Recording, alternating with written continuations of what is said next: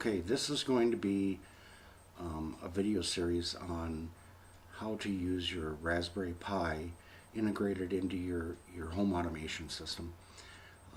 This is going to be the first part of a series of videos, and this one is going to deal with just the initial setup of your Raspberry Pi.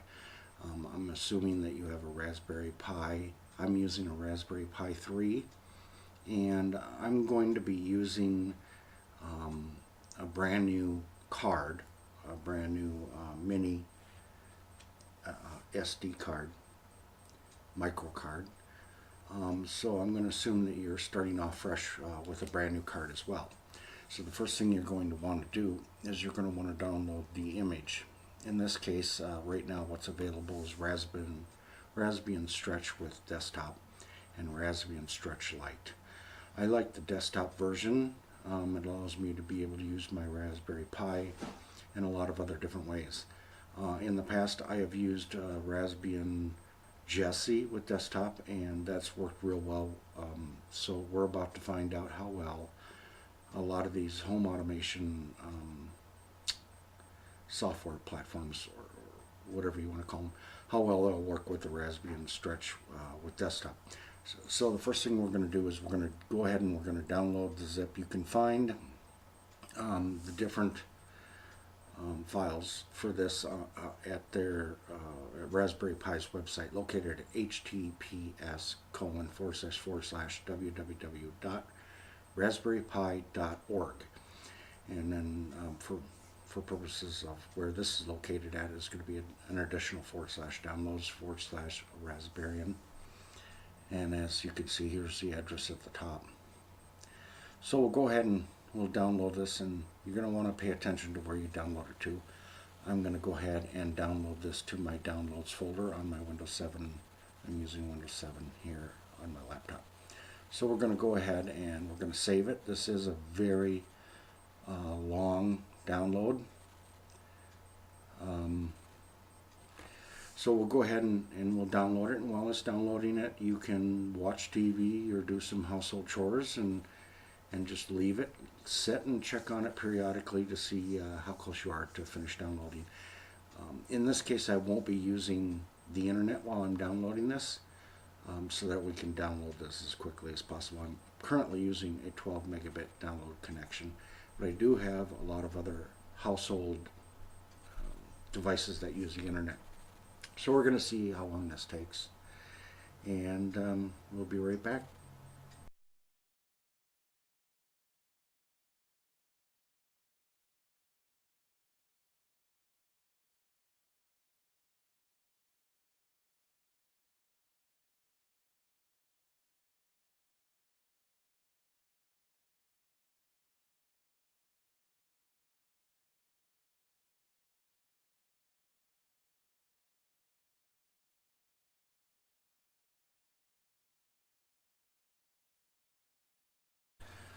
Okay, since we're close to done on our download,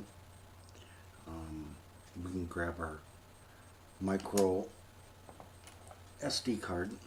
In this case, this is something that I bought real cheap, and it's a 64 gigabyte. It's a ScanDisk Ultra Plus. It'll be a little bit larger than what I had in it before. In order to load all of the OS onto it, I'll have to use an adapter because my laptop doesn't take something this small. So we'll just insert it face up, righting up, into the adapter and push it in. Also, you want to make sure that the tab, there's a tab on the side, is placed correctly so that it can write to the card. Otherwise, if it's in a different position, it's not going to be able to write to the card. Of course, you can check that after you're done installing that on the card. Another thing that you want to look at, and that you'll need to download next, is going to be a zip to undo it. A regular program, for some reason, doesn't do that. So on the website, they have the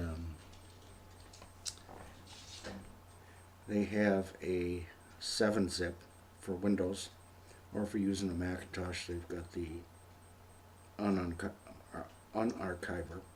I've already got this installed, but you'll want to download this. They give you different versions. I've already checked my operating system, and I'll be using the 7-zip for 64-bit Windows x64. So we'll go ahead and download that. You need to just figure out what you need to use that would be appropriate for your system. Some people may have to use the 32-bit. But I'm going to download this, so you download that. You're also going to want to save this to your downloads, same place that you saved everything else. This isn't a very big program, but like I said, you will need to use this. I've already got this downloaded and installed, so I won't need to do that. So the next step you'll want to do is you'll want to go into your downloads folder. You'll want to find that file that you just downloaded. Here it is, 2017-09-07 Raspbian Stretch. Once you've got your 7-zip, 7-on-zip downloaded and installed, you just right click on top of this and you'll see your 7-zip in there, and then you just go to extract files, and this will create a folder in the folder downloads with that. So you extract that. As you can see, everything there. Just click OK. And this doesn't take too long. And while this is happening, you can plug this into your computer, or wait until it's done. There. And then you're going to use another program that you'll need to download, and that will put the iOS, that'll put the operating system on your micro card, and I believe that is going to be called SD formatter, and you'll also want to download Win32 disk imager. So while that is that's unloading, decompressing that zip into a folder, we'll just wait a moment, and when it's done, we'll move on to the next process.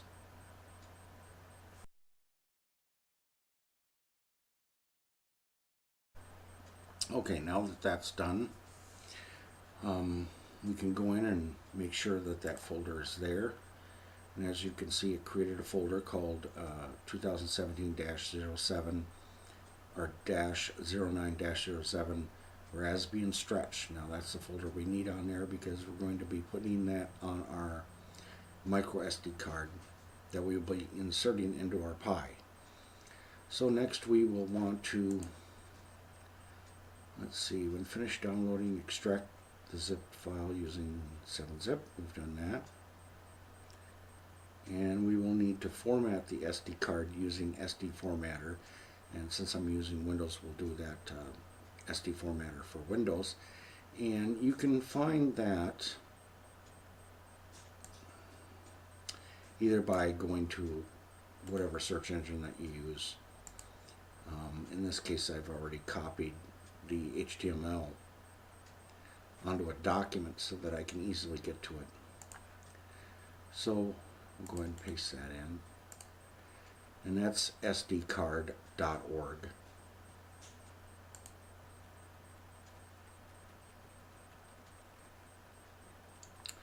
Okay, so Here we've got the downloaders, SD card, card formatter, and we've got the different versions for Windows and for Mac. So we'll go ahead and we'll do it for Windows.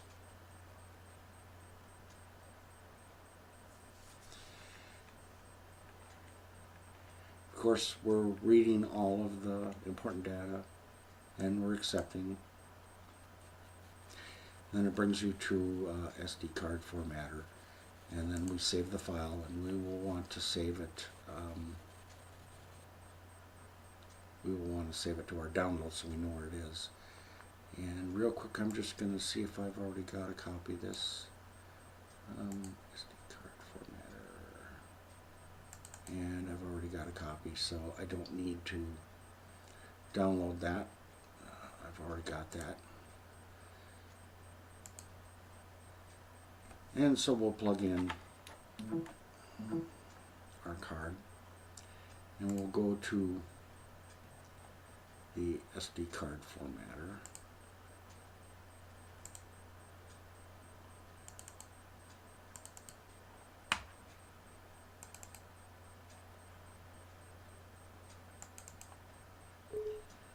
And we'll run that.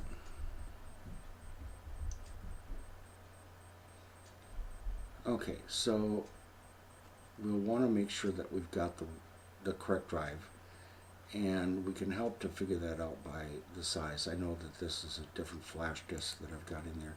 So I'm going to choose F, and that's about the size. It's a 64, so sure some are allocated to some other things. And so we'll go ahead and we'll hit Format, and we'll continue.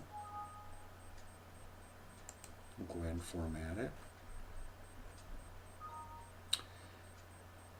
Okay, now we'll go ahead and hit Exit, and we will want to go to our Win32 disk imager,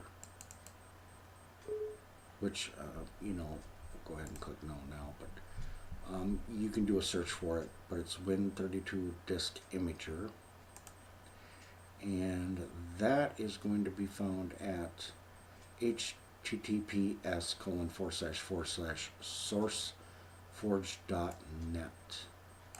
So we'll go ahead and show you what that website looks like.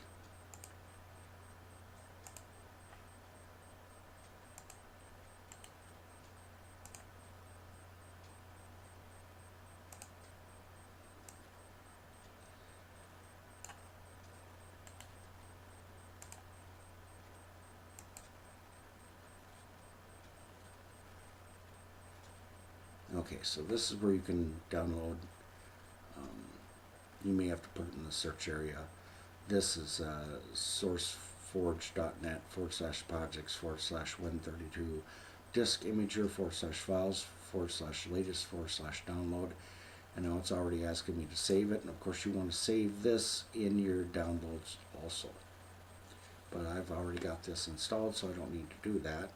But you'll want to do that. You'll want to download that and install that. And once that's downloaded and installed, then you can run that.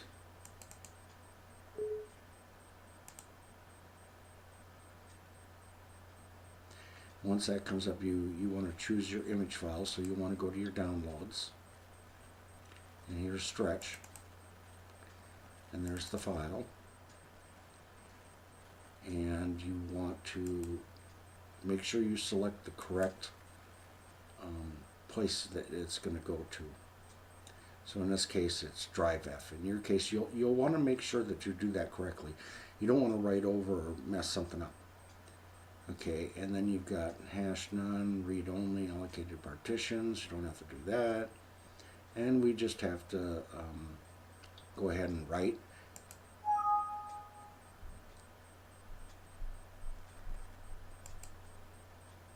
Now this takes a long time, so I'll be skipping through this, allowing this to go to its end. After this is done, we'll move on to the next step.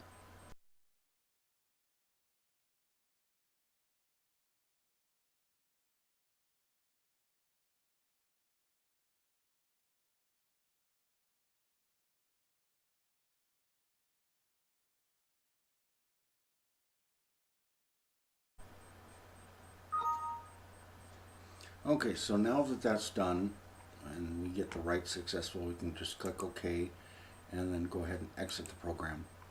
Now in this case you can see that what I've done is I've created a folder on my desktop and I put a shortcut to all the different programs under there so that it's really easy to find them when I need to use them to do this. I'd also recommend that you also download Putty and install it, and you can find Putty at http://www.putty.org. In this case I can just copy it and I can provide links to these down below in the description as well, so that you can easily get to these too.